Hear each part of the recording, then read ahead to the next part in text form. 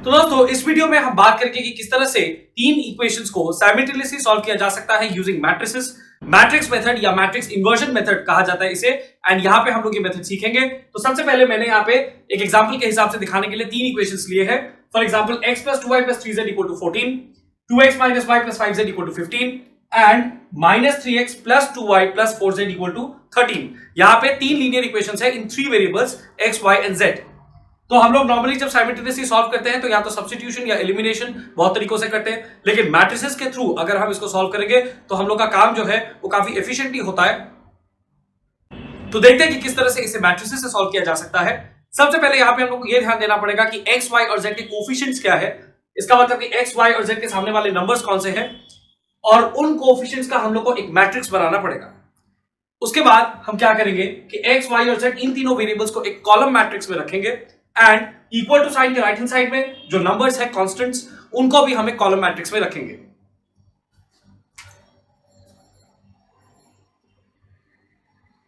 Usually coefficient matrix को हम लोग लेबल करते हैं as A and this is the matrix of coefficients. इसका मतलब कि ये सारे कोफिशिएंट्स को हम यहां पे एलिमेंट्स के हिसाब से प्लेस करेंगे। अब सबसे पहले इक्वेशन में x के सामने हमको कोई नंबर नहीं दिख रहा है, इसका मतलब कि by default it is multiplied with 1, तो x का कोफिशिएंट है 1। उसके बाद यहां पे 2 एंड 3। उसके बाद नेक्स्ट इक्वेशन में x, y और z के कोफिशिएंट्स को देख के इसी तरह से एक रो में हम बैठाएंगे मैट्रिक्स में। यहां पे हो जाएगा, यहां पे x का कोफिशिएंट है 2, y का कोफिशिएंट यहां पे माइनस है एंड कोई नंबर नहीं है, इसका मतलब हमको लेना पड़ेगा -1 एंड z के सामने वाला कोफिशिएंट है 5। उसके बाद x के सामने है -3, y के सामने है 2, z के सामने है 4 इन द थर्ड इक्वेशन। ये बन गया हमारा कोफिशिएंट्स का मैट्रिक्स। यहां पे एक चीज बहुत ध्यान देने की जरूरत है कि अगर कोफिशिएंट के सामने माइनस साइन रहेगा तो फिर हमें उसे भी इंक्लूड करना है। दैट मींस जो साइन है that is a part of the coefficient. इसके बाद हम क्या करेंगे, जैसा मैंने कहा था कि जो वेरिएबल्स है तीनों इक्वेशंस पे उनको हम एक कॉलम मैट्रिक्स में प्लेस करेंगे। जनरली कॉलम मैट्रिक्स ये जो कॉलम मैट्रिक्स है जिसमें हम वेरिएबल्स को प्लेस करने वाले हैं इसको हम लेबल करते हैं as x। So capital X जो कॉलम मैट्रिक्स है उसमें ये एलिमेंट्स जो हमारे वेरिएबल्स है इक्वेशंस के वो इस तरह से प्लेस किए जाएंगे x, y एंड z। इसके बाद एक और कॉलम मैट्रिक्स हमको डिफाइन करना है जिसमें इक्वल टू के राइट हैंड साइड में रहने वाले तीनों नंबर्स रहेंगे इक्वेशंस के एंड वो मैट्रिक्स को हम जनरली नाम देते हैं एज B। सो B में रहेंगे 14, 15 एंड 13 इन कॉलम फॉर्म। ये तीन मैट्रिसेस को डिफाइन कर लेने के बाद हम लोग को एक फॉर्मूला फॉलो करना पड़ेगा और उस फॉर्मूला से डायरेक्टली हम लोग को ये कैपिटल X वाले मैट्रिक्स का वैल्यू मिलेगा जिसको फिर इस मैट्रिक्स के साथ इक्वेट करके हम x, y और z वेरिएबल्स का वैल्यू निकाल पाएंगे। तो वो फॉर्मूला है x = A inverse B। x = A inverse B वो फॉर्मूला है जिससे हम कैपिटल X वाले मैट्रिक्स का वैल्यू निकाल पाएंगे। यहां पे हमको क्या करना है, इस फॉर्मूला से हमको ये दिख रहा है कि A वाले मैट्रिक्स यानी कोफिशिएंट के मैट्रिक्स का इनवर्स निकाल के B के साथ उसको मल्टीप्लाई करना होगा, तब जाके हमको x मिलेगा। तो हमारा नेक्स्ट स्टेप होगा A वाले मैट्रिक्स का इनवर्स निकालना। अब हम लोग को ये मालूम है कि इनवर्स का जो फॉर्मूला होता है, इनवर्स ऑफ अ मैट्रिक्स, उसका फॉर्मूला होता है 1/डिटर्मिनेंट A into adjoint of A। इसका मतलब कि अब हमें एडजॉइंट ऑफ A निकालना है और फिर डिटर्मिनेंट A निकाल के दोनों को डिवाइड करके A इनवर्स निकालना होगा। Hello students and welcome to my channel. This channel is dedicated to all those students looking for some guidance in secondary and higher secondary level mathematics. Do not forget to subscribe to the channel and press the bell icon to get notified on the latest upload.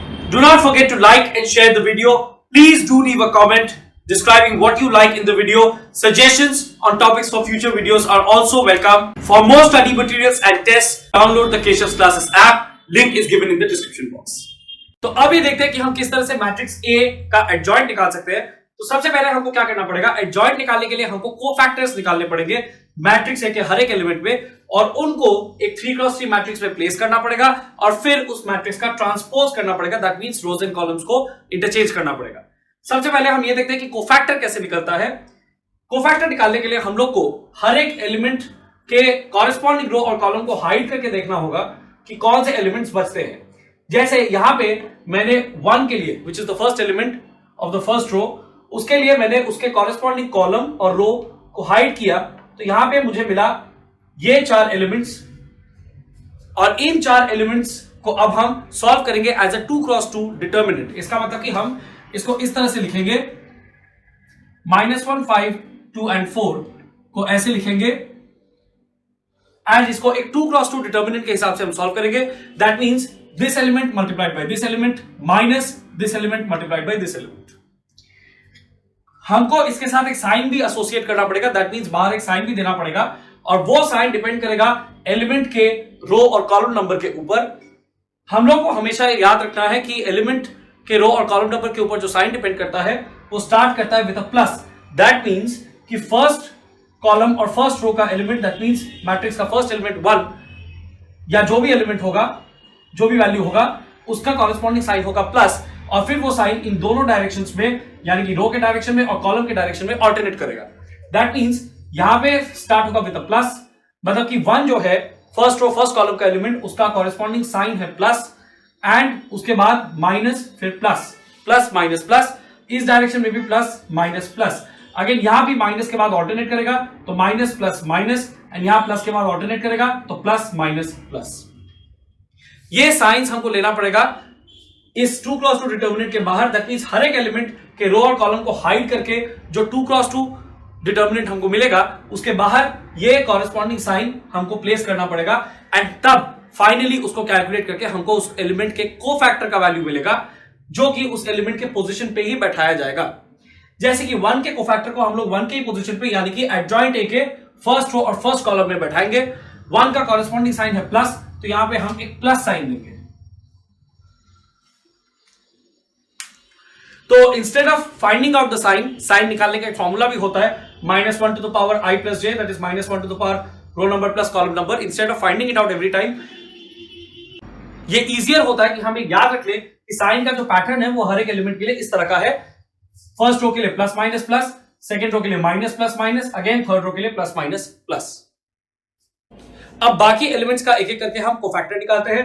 तो अगर 2 का हमें cofactor निकालना हुआ, 2 के लिए जो corresponding sign है वो माइनस है, तो यहां पे हम माइनस साइन प्लेस करेंगे। फिर उसके बाद हम 2 के कॉरेस्पॉन्डिंग रो और कॉलम को हाइड करेंगे। तो वो अगर हम करते हैं तो हमारे पास जो एलिमेंट्स बचते हैं वो एलिमेंट्स ये चारों है, 2, 5, -3 एंड 4। उनको हम एक 2x2 डिटर्मिनेंट में प्लेस करेंगे।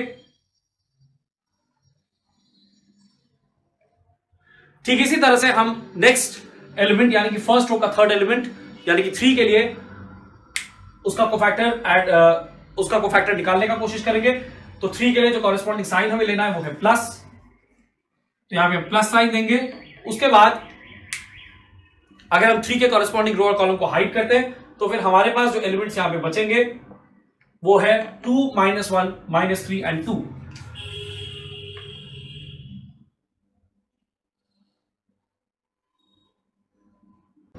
इसी तरह से हम बाकी दोनों रोज के भी हर एक एलिमेंट का कोफैक्टर यहां पे निकाल के प्लेस करेंगे। तो उसी प्रोसेस को कंटिन्यू करके हमने पूरे मैट्रिक्स के सारे एलिमेंट्स के कोफैक्टर्स यहां पे निकाल लिए हैं और अब हम एक एक करके उनको सॉल्व करेंगे। तो अब एक एक करके हम ये सारे 2x2 डिटर्मिनेंट्स को सॉल्व करते हैं एंड उनके साथ जो एसोसिएटेड साइन है उसके साथ फाइनल वैल्यू निकालते हैं।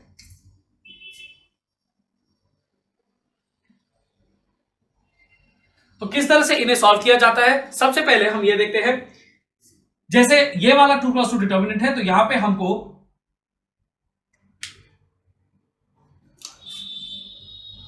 -1 × 4 -2 × 5 इस तरह से इसको सॉल्व करना पड़ेगा। -1 × 4 -2 × 5 अगर ये हम करेंगे तो ये हो जाएगा -14 एंड बाहर एक प्लस साइन है तो प्लस इंटू -14 उसका आंसर -14 ही आएगा। ठीक उसी तरह से सेकेंड वाला वैल्यू 2 × 4 -3 × 5, 2 × 4 8 -3 × 5 यानी कि -15, 8 -15 यानी कि 8 + 15 23, बाहर एक माइनस साइन है तो यहां बैठेगा -23। ठीक उसी तरह से हम बाकी के सारे वैल्यूज कैलकुलेट करेंगे। तो सारे वैल्यूज को इसी तरह से कैलकुलेट करके हमें फाइनली ये मैट्रिक्स मिलेगा और इस मैट्रिक्स को अब हमें ट्रांसपोज करना है। तो ट्रांसपोज करने के बाद यानी कि रोज और कॉलम्स को इंटरचेंज करने के बाद हमें जो मैट्रिक्स मिलेगा वो ये होगा। ये फर्स्ट कॉलम बन जाएगा फर्स्ट रो यानी कि -14, -2 और 13 ये बन जाएगा फर्स्ट रो। सेकेंड कॉलम बन जाएगा सेकेंड रो, -23, 13 एंड 1, ये बन जाएगा सेकेंड रो। थर्ड कॉलम 1, -8, -5 बन जाएगा थर्ड रो।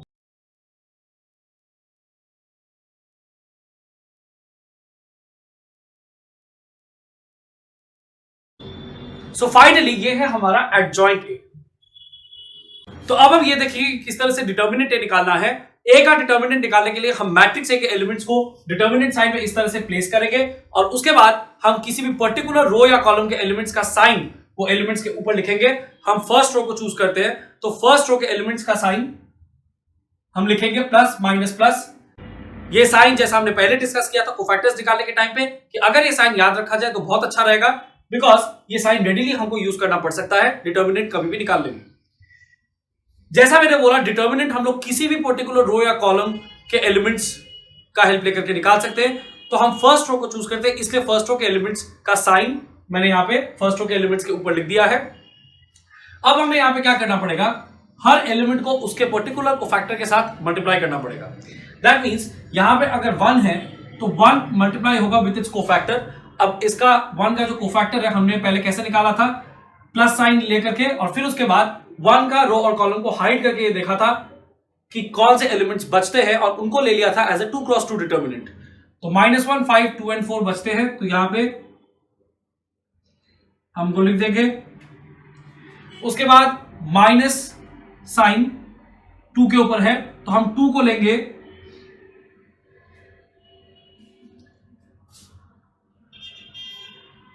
उसके कोफैक्टर को निकालेंगे अब, तो इसलिए 2 के ऊपर जो माइनस साइन है उसको हम यहां लिखेंगे अब, एंड 2 का जो कॉरेस्पॉन्डिंग रो एंड कॉलम है उसको हाइड करेंगे।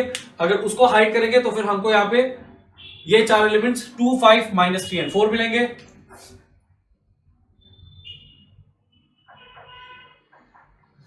एंड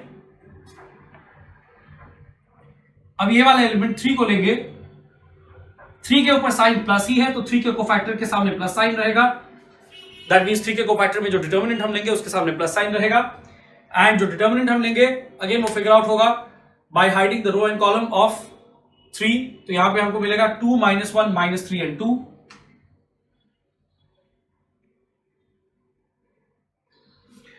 सो अब यहां पे हम डिटर्मिनेंट का वैल्यू निकालेंगे, इसको कैलकुलेट करके। कैलकुलेट ठीक उसी तरह से करेंगे जैसा मैंने पहले बोला था।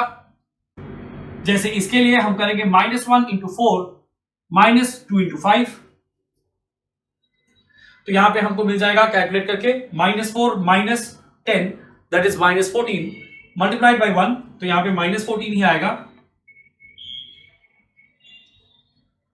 उसके बाद यहां पे हमको मिलेगा 2 × 4 8 -3 × 5 दैट मींस 8 -15, तो 8 + 15 23। यहां पे एक माइनस साइन है तो -23 × 2 दैट इज -46। यहां पे 2 2s are 4, 4 -3 × -1, तो 4 -3 हो जा रहा है यहां पे दैट इज 1, एंड वो 1 मल्टीप्लाई हो रहा है +3 के साथ, तो -14 -46 +3, तो ये आ जाएगा -57। तो अब हमारे पास एडजॉइंट ए और डिटर्मिनेंट ए दोनों है, तो हम ए इनवर्स निकाल सकते हैं। So that is equal to 1 by determinant A. Determinant A हमारा आया था -57, तो ये हो जाएगा -1/57। और उसके बाद हम एडजॉइंट ए का मैट्रिक्स को यहां पे प्लेस कर देंगे, तो ये हो जाएगा -14 -2 13 -23 13 1 एंड 1 -8 -5। फाइनली अब हम x equal to A inverse B वाला फॉर्मूला यूज करेंगे। ए इनवर्स को प्लेस करेंगे और उसके साथ बी को मल्टीप्लाई करेंगे। आपको याद होगा कि मैंने बी को लिया था एज अ कॉलम मैट्रिक्स एकदम शुरू में, इक्वेशंस के राइट हैंड साइड में इक्वल टू के बाद जो नंबर्स थे उनको मैंने प्लेस किया था in a column matrix and that was B. तो अब उस मैट्रिक्स बी का यूज यहां पे आएगा।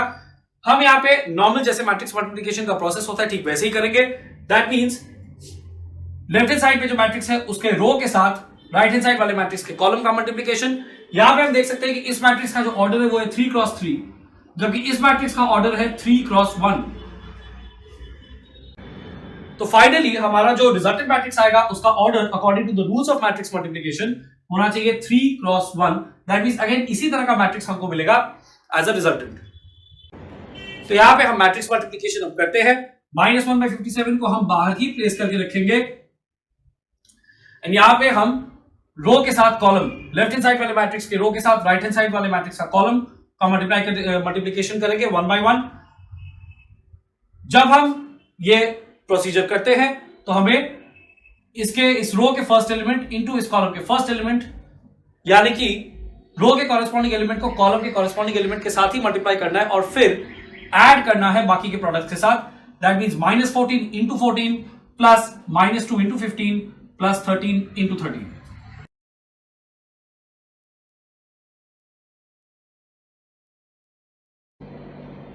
उसी तरह से अब ये रो इस कॉलम के साथ मल्टीप्लाई होगा। सो -23 into 14 plus 13 into 15 plus 1 into 13।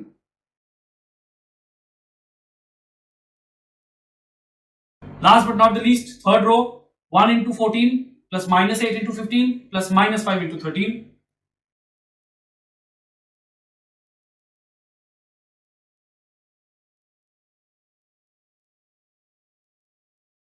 So finally हमें कैलकुलेशन करके जो वैल्यूज यहां मिल रहे हैं वो है -57, -114 एंड -171। कैपिटल एक्स का वैल्यू जो हमने लिया था as the matrices of the variables in column form, यानी कि small x small y small z, अब वो इक्वेट होगा विथ जो वैल्यू हमको अब मिला है कैपिटल एक्स का कैलकुलेट करके, दैट इज -1/57 इंटू -57 -114 एंड -171। अगर हम यहां पे इसको फर्दर कैलकुलेट करेंगे तो -1/57 इस मैट्रिक्स के हर एक वैल्यू के साथ मल्टीप्लाई हो जाएगा।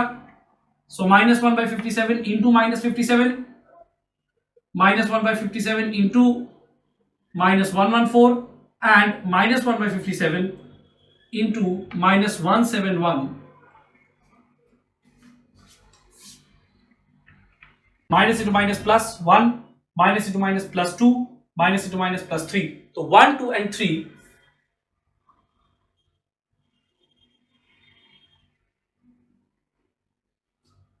ये इसका फाइनल वैल्यू है एंड यहां पे लेफ्ट हैंड साइड में हमारे पास x y z है।